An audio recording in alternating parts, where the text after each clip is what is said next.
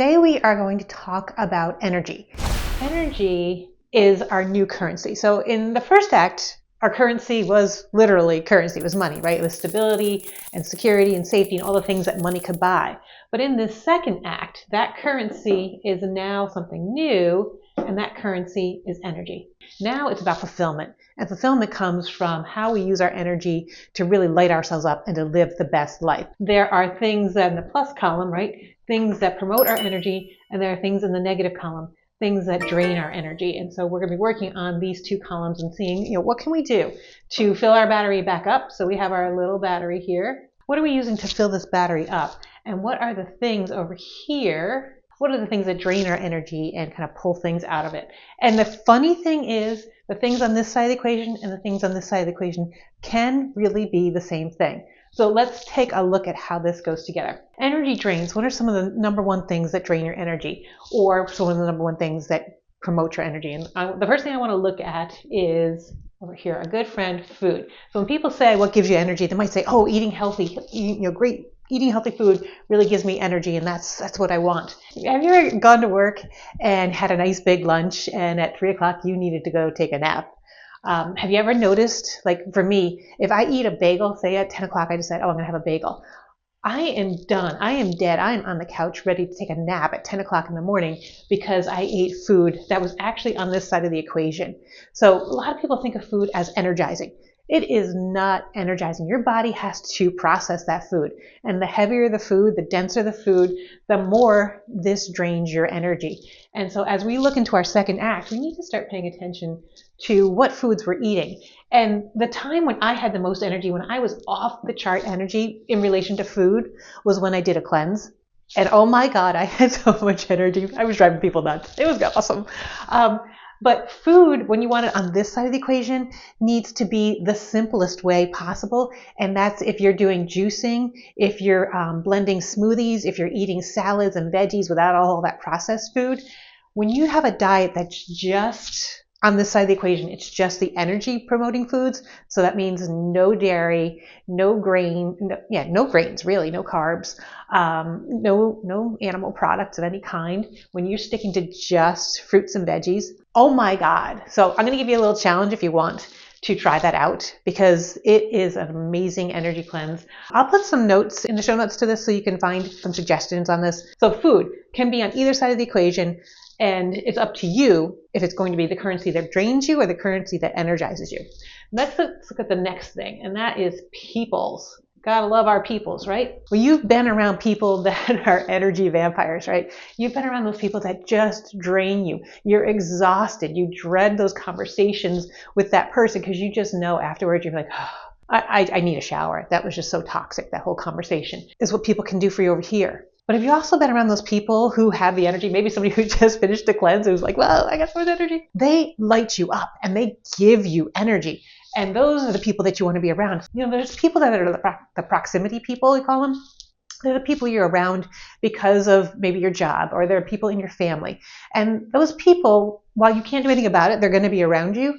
You need to decide how close they get to you. How much are they in your inner circle? So here's you. You've got your inner circle, you've got your outer circle.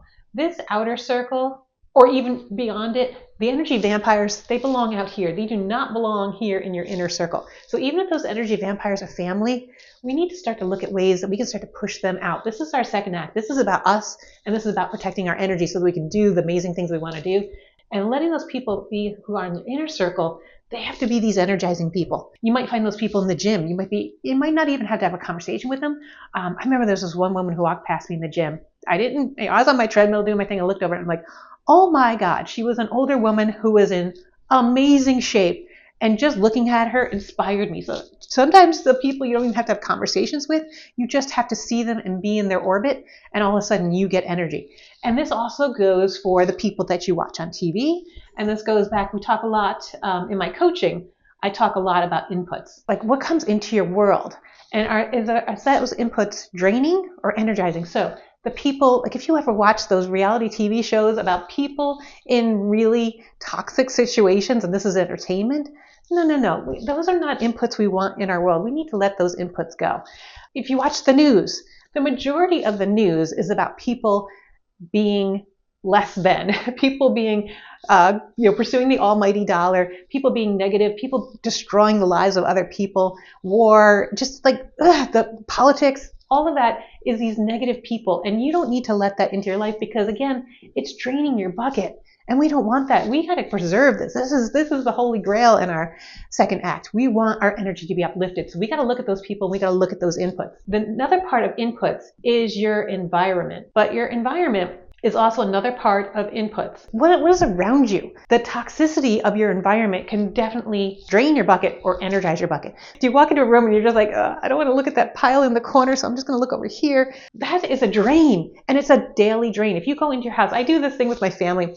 We call it the toleration game, and it's like make a list. So once a year, make a list of the things that you're tolerating in your home, and that's like light bulbs that are out, doors that squeak, just broken handle, or like a drawer. My brother had a drawer in his kitchen that was really, really hard to pull open, but he used it every single day. And he didn't deal with it over and over and over. These are drains in your environment. They're little tolerations. And what we do is we swap our tolerations. And we say, okay, here's your 10 tolerations. And you ask for someone else to help you just get that done with. My one brother had a border in his bathroom that he couldn't stand, and he just wanted someone to take it down. And literally, it took me an hour's worth of my time, steamed it off, got it down, and that was it. The walls were perfect underneath. And it was bothering him for, I think it was like 10 years that he looked at this stupid border and just wanted it down. And just for whatever reason, he couldn't do it himself. And it's amazing how they walk into their house and they just feel like, it's like, even if it's behind a closed door, it's like, it's not there anymore. Little things that you can do all of a sudden is no longer draining your bucket, and it becomes energizing when you start to realize that's not there anymore. That clutter is gone. Or what can you put in your environment, like bright colors? Like you can't see the studio I'm in right now.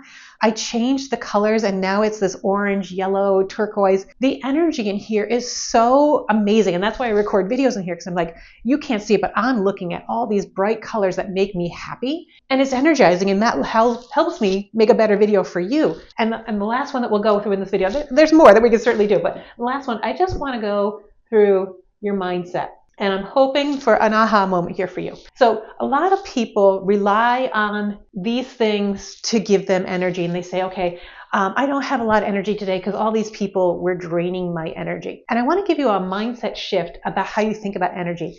Energy is not something that you have so much. It's something that you generate. And one of the number one energy generators that I want to talk about is your body. You can use your body to generate energy. I'm not talking about just having energy. These things will help you have energy. They bring things into you that you can use to support your energy.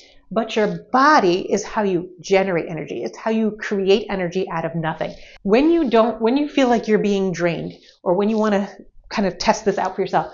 If you picture a depressed person, right, where do they go? They go like this. Their head comes down, their shoulders go in, they kind of crunch in, and they take less space in the world. And I want you to just do that as you're watching this video. Just do that. And you'll feel your energy drain. And when you're around some of these people, like when you're watching the news, do you feel that tension? Do you feel your shoulders come up? Do you feel yourself start to clench? When you're around these people that you don't like, or if you just have this meal that is heavy, and you feel it. You feel this caving in.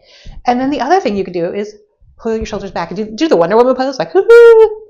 I mean, do you see the energy change? Like just putting your hands on your hips, putting your head up just a teeny tiny bit, and throwing your shoulders back. Do you suddenly feel energy? I'm serious. Try it right now. Just stand there where you are and just do this. And you feel the energy shift. So if you're sitting on the couch all day, you're sitting in a chair, your energy is already cut off, right? You're already cut off at the torso. And it's an energy drain all day, where if you stand up, throw your shoulders back, lift your chin up just a little bit, and put your hands on the hips. Oh my God, not only do you have energy, you have confidence, and you start to feel alive. That is how powerful your body is. And when I do coaching, that's one of the first things we talk about. How do you just put your body in a better spot? And this is what going to the gym does for you, working out, getting outside, going for a walk. It's getting your body into the proper alignment and starting to bring the energy and starting to generate energy. And then these things can support it, or they can take it away. So they can be adding or subtracting. So they're supporters, but this is your main tool for energy.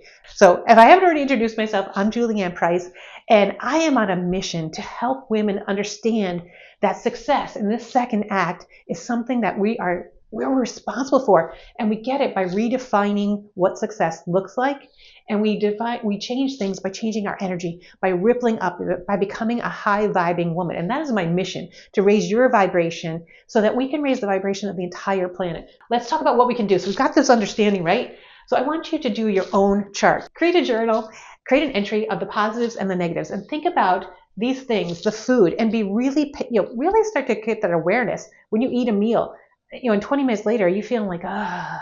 And again, see what my shoulders just did? My whole body just went and started to collapse in on itself. That's such a clue as to what these things are doing for you. So write a chart of what do you think are those energy drains.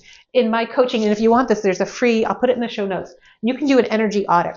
And then I also look into the smart money archetypes. It has nothing to do with money so much as how you deal with world. Because again, in this first act, we were all about the currency. And that's why I also look at your smart money archetypes, because I want to see, how did you do the first act? How was your energy? How did you do your first act, so that we can shape your second act? So I'll put those in the show notes, but it will start to give you this picture.